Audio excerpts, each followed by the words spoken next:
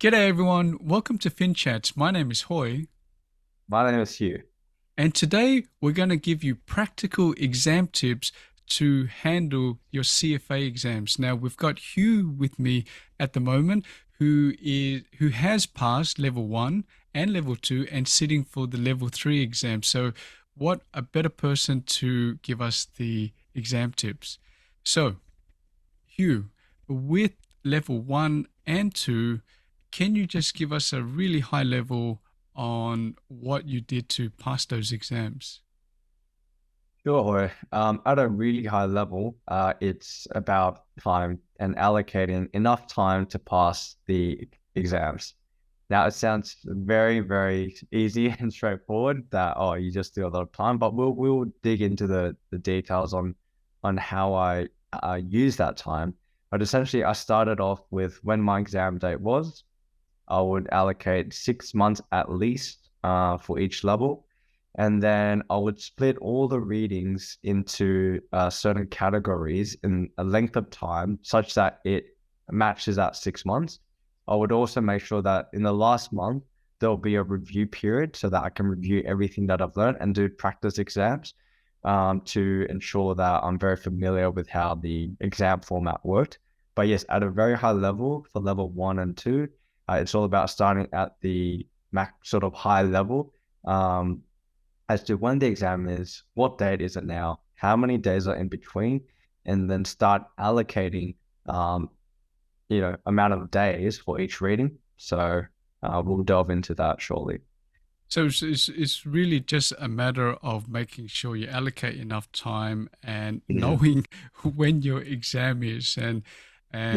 And you mentioned that you've actually got a tracker of some sort or a timetable which helps you keep on track. And I guess that's important if you're to um, build a habit of studying because it is a lot of information, not only to read, but to absorb and to understand, right?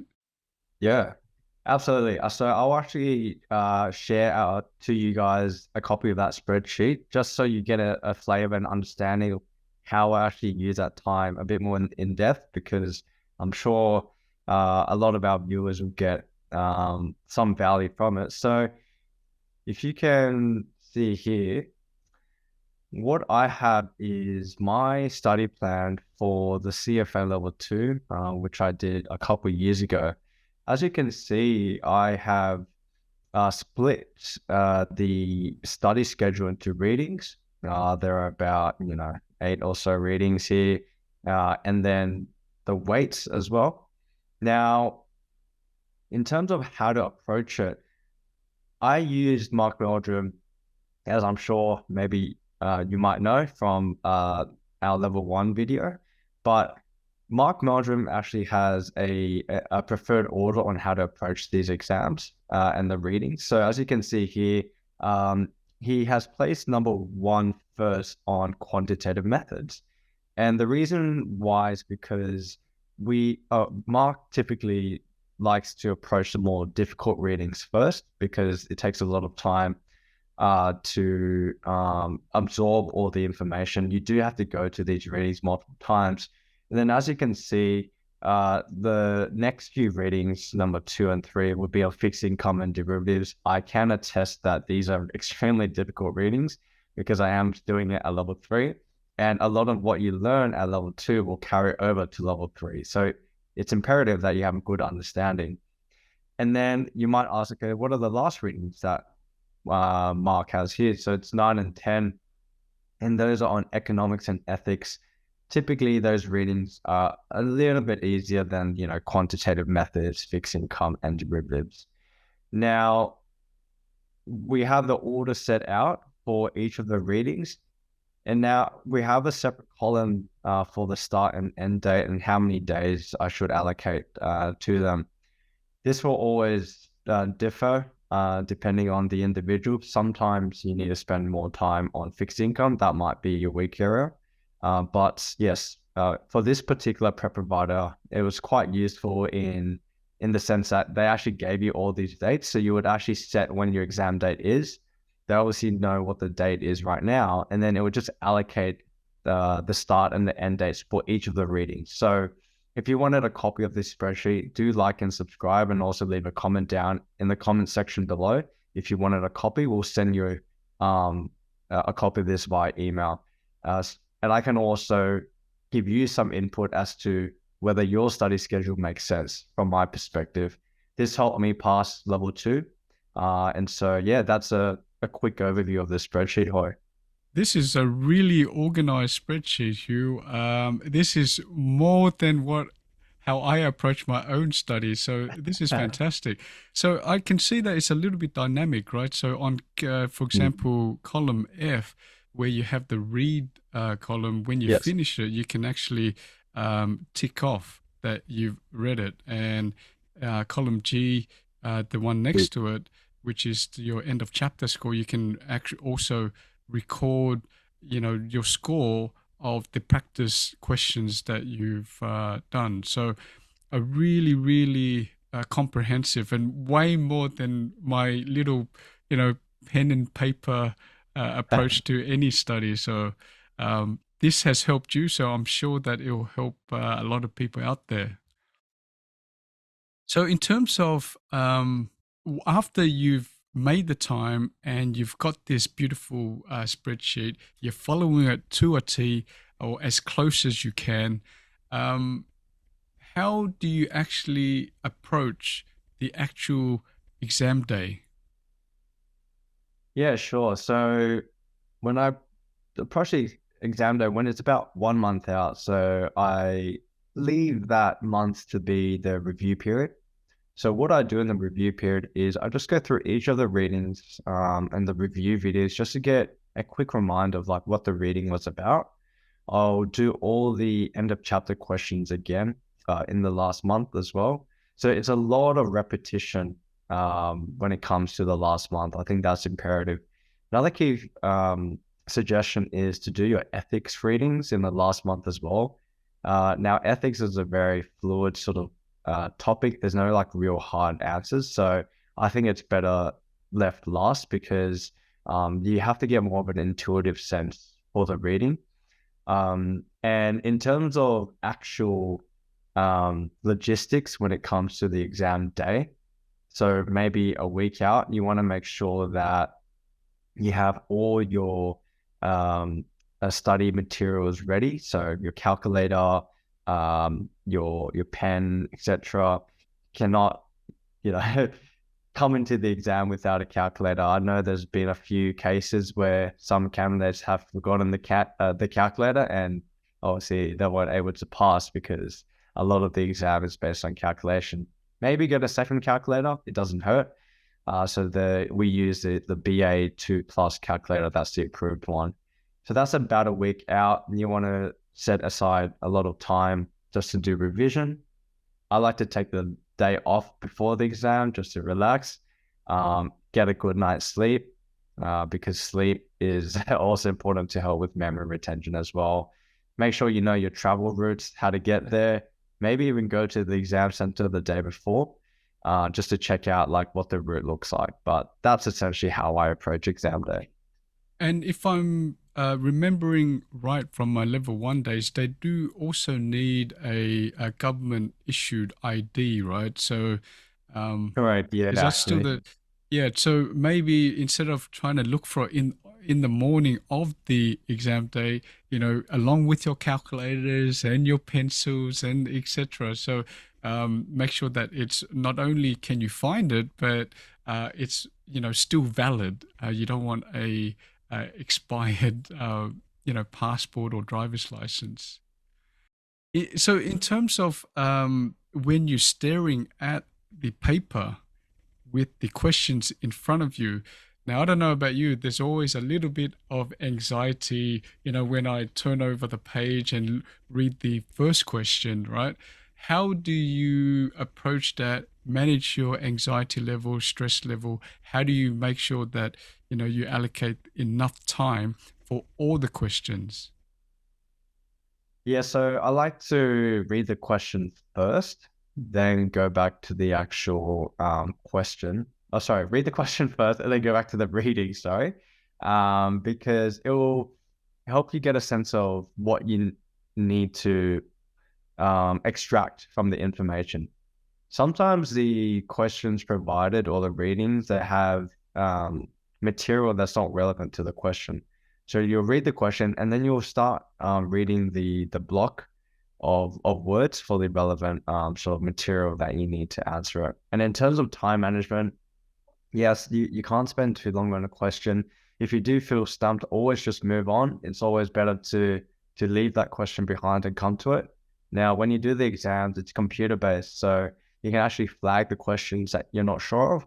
And when you do have time at the end of the exam, you can always come back to it.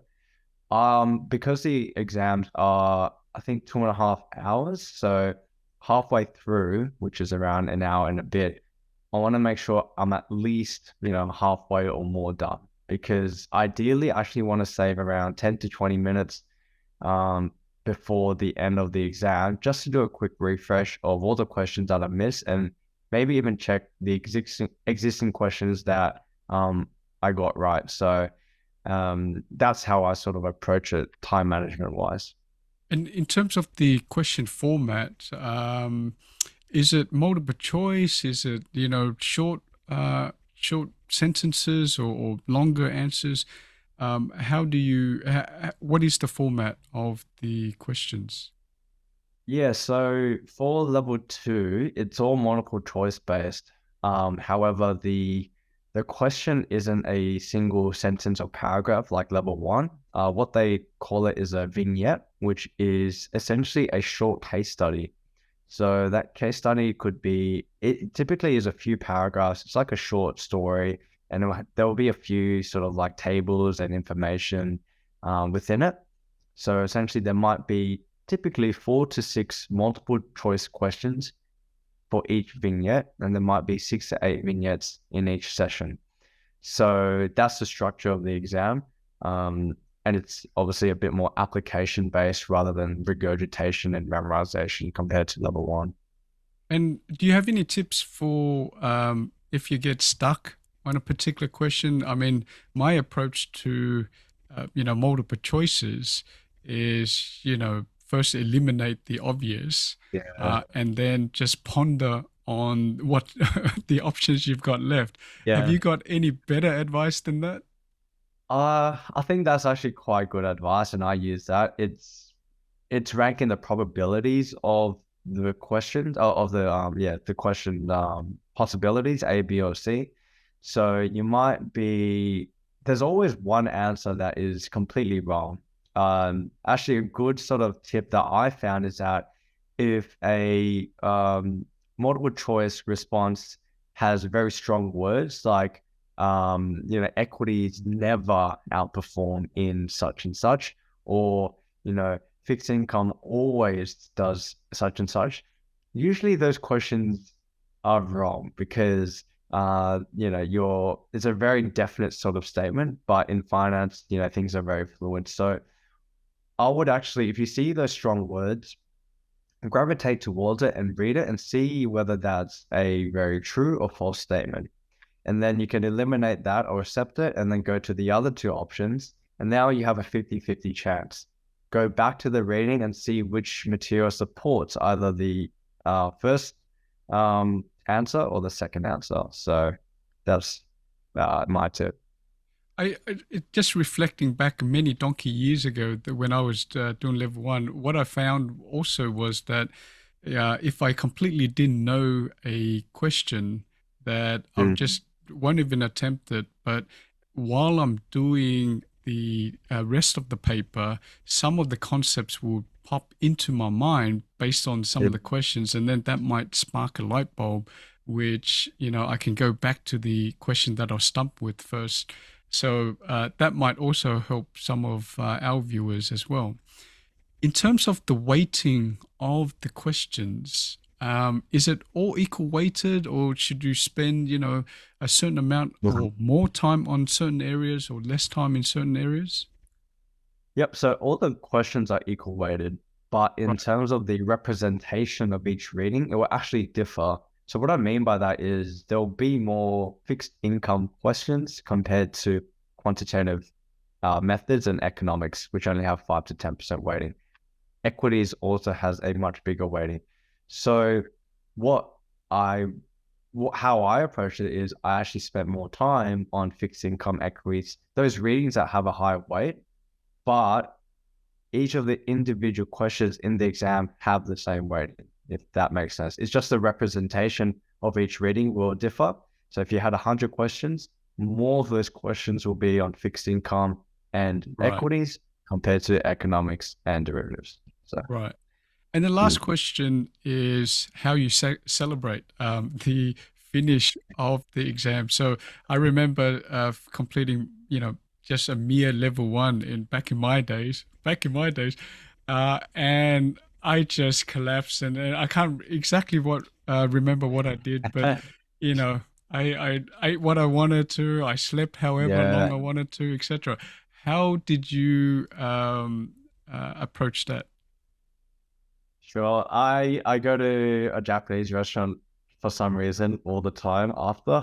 So, I mean, I think the reason why is because my exam is in a place called Crow's Nest in Sydney, and there's a lot of great sort of Japanese restaurants. So, my exams happen to finish around 8 or 9 p.m. On a weekday, and when I exit, you can just smell like nice beers and Japanese food around. So I always just end up there, and yeah, I have as many beers as I want and eat as much. Because, it's just a great way to finish and celebrate. Yeah, Yeah. that's always eating. Eating is the option.